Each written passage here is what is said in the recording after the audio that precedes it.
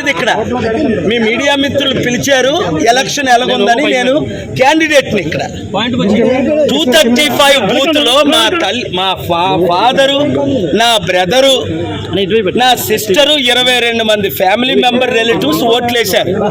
4 ఓట్లు వచ్చాయి అక్కడ మురళీనగర్లో. అర్థమైందా రాజ్యం ఎలాగుందో? ఇప్పుడైనా అర్థం చేసుకోండి. చంద్రబాబు నాయుడు గారు లాంటి పెద్ద లీడరే 52 రోజులు జైల్లోకి వెళ్ళబోసారు. బయటకు వచ్చి పవన్ కళ్యాణ్ మాటలు ఒప్పుకొని సరెండర్ అవ్వాల్సిన పరిస్థితి. చంద్రబాబు నాయుడు గారు ముఖ్యమంత్రిని చేసింది 95లో. అప్పుడు ఎమ్మెల్యే మోదీ గారు, నితీష్ కుమార్ ఏంటి, నవీన్ పట్నాయక్ ఏంటి, ఒక కేజ్రీవాల్ సరెండర్ అవ్వకపోతే లోపల జైలుకి వెళ్ళాడు. ఇప్పుడు సీఎం రమేష్ కనకాపల్లో 50,000 మెజారిటీ అట, బీజేపీ 8లో 6 సీట్లు అట, జనసేన 21లో 19 సీట్లు అట. ఇంకెందుకు ఎలక్షన్? ఇప్పుడే నేను కలెక్టర్ గారితో సంతకం తీసుకొని వచ్చాను. ఆయన పెట్టనంటే గొడవ పెట్టుకొని మీరు ఎక్నాలజ్మెంట్ తీసుకోండి అని, ఇదిగోండి సంతకం. ఏమని డిమాండ్ చేశాను? కోర్టు ఆర్డర్ ఉంది 23-30ని. ఏమని? మీరు సీసీటీవీ లింక్ లాస్ట్ టైం ఎందుకు ఇచ్చారు క్యాండిడేట్లకి, ఇప్పుడు ఎందుకు ఇవ్వలేదు? ఇప్పుడు అర్థమైంది ఎందుకు ఇవ్వలేదు. సీసీటీవీ కెమెరాలు వెనకన ఎందుకు పెట్టలేదు, చుట్టూ ఎందుకు పెట్టలేదు? ఎందుకు కారణం? నాకు పడిన లక్షల ఓట్లు పోని యూత్ నిరుద్యోగులు 2 లక్షలు, క్రిస్టియన్స్ 2 లక్షలు, 3.5 లక్షల్లో బడుగు బలహీన వర్గాలు 2 లక్షలు ఏమయ్యాయి అంటే, పోనీ నా ఫాదరు, నా సిస్టరు, నా బ్రదర్లా, నా ఫ్యామిలీ మెంబర్స్ 235 బూత్లో వేసిన ఓట్లు. ఆ రోజు నన్ను పోలీస్ శ్రీకాంత్ 15 నిమిషాలు హెరాస్ చేసి ఆపారు సిఐ పోలీసు. ఇంత దరిద్రం ఎలక్షన్స్ ఇంకనవసరం. చైనా లాగే, రష్యా లాగే మోదీ గారు టోటల్గా ఆయనే లైఫ్ లాంగ్ డిక్లేర్ చేసుకోవడం బెటర్. ప్రైమ్ మినిస్టర్గా, ప్రెసిడెంట్గా ఇంక ఎలక్షన్స్ అని పాటించని అవసరం లేదు. ఆర్ఓ గారు సంతకం పెట్టారు, గాజువాక ఆర్ఓ గారు సంతకం పెట్టారు. నేనేం కోరాను? బూత్లో ఒక్కొక్క దగ్గర ఓటే పడలేదు నాకు. అది కూడా గాజువాక స్టీల్ ప్లాంట్ అమ్మకాన్ని ఆపాను. 2,34,000 మేము లీడ్లో ఉన్నామని ఈవెన్ ఆఫీసర్స్ కూడా చెప్పారు. అక్కడ 1, 2, 3, 8 ప్లేసుల్లో 0. ఆ కాంగ్రెస్ క్యాండిడేట్ ఆశ్చర్యపోతున్నాడు, సార్ మీకేంటి ఎలాగోట్లు వస్తున్నాయని.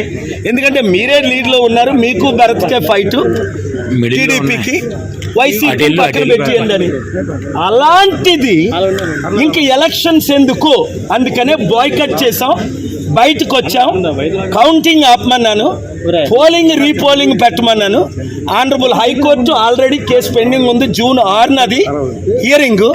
అక్కడ నేను ఫ్యాక్ట్స్ ప్రజెంట్ చేస్తాను. వెబ్ లింక్ ఎందుకు ఇవ్వలేదు? ఎందుకు ఇవ్వలేదు? మాకు తెలిసిపోద్దని. మొత్తం ఈవీఎంస్ రిప్లేస్ అయ్యాయి, చైనా రష్యన్ చిప్ ఉందని. ఇక్కడ పెద్ద క్యాండిడేట్ ఎవరైతే లీడ్లో ఉన్నారో ఆయన నెంబర్ 2 చెప్పారు, పేరు చెప్పను. కానీ ఇప్పుడు ఇంకెందుకు ఎలక్షన్స్? అయితే మోదీకి సరెండర్ అయితే, నేను మొన్నే చెప్పాను కదా 300తో మళ్ళీ మోదీ ప్రైమ్ మినిస్టర్ అవుతారు. ఎలాగవుతారో చెప్తానన్నాను. 200 అరౌండ్ ఇండియా వస్తుందని నేను చెప్పినట్టే జరుగుతున్నాయి. ఇక్కడ కూటమికి మాత్రం ఇంత ఘోరంగా ఓట్లు ఏం చేసుకుంటారు, ఈవీఎం రిప్లేస్ చేస్తారని ఊహించలేదు. మునుగోడులాగా మాకు ఇక్కడ ఓట్లు. నేను పుట్టినూరు, పెరుగునూరు, 1000 కోట్లు దానం చేసి నేను ఇంత అవినీతి ఎలక్షన్ అని రుజువులతో నేను పెట్టాను కోర్టులో. కోర్టులో కొన్ని బూతుల్లో 1 ఓటు రాలా, అది ప్రాబ్లం. 22 మంది మా ఫ్యామిలీ మెంబర్ ఓట్లు వేస్తే అవి కనబట్టలేదు. మురళీనగర్ అది చూసారా రౌండ్లో. ఎవడైనా నమ్ముతాడు ఇది?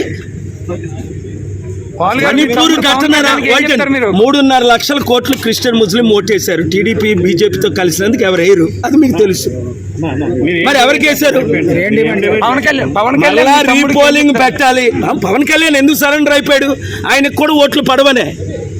అంతవరకు ఎందుకు? చిరంజీవి 2009లో ఒంటరిగా నిలబడ్డాడు, 18% వచ్చింది. రెండోసారి నిలబడ్డాడు కాంగ్రెస్తో, 0.5% వచ్చింది, హాఫ్. నాకు ఇప్పుడు 1% ఇస్తున్నారు. చిరంజీవికి ఇవ్వలేదు, సరెండర్ అవ్వలేదు. కనుక ఇప్పుడు చిరంజీవి సరెండర్ అయిపోయాడు, పవన్ కళ్యాణ్ సరెండర్ అయిపోయాడు. నేను చూడు, ఇది అవినీతి ఎలక్షను, అక్రమ ఎలక్షను. పోలింగ్ వెంటనే ఆపాలి, రీపోలింగ్ చేయాలి, రీకండక్ట్ చేయాలి విశాఖపట్నం. కోర్టును. మేము కోర్టుకి వెళ్తాం. కోర్టులో న్యాయం జరుగుతుందని ఇప్పటి వరకు జరుగుతుంది, న్యాయం జరుగుతుందని ఆశిస్తున్నాను. Thank you.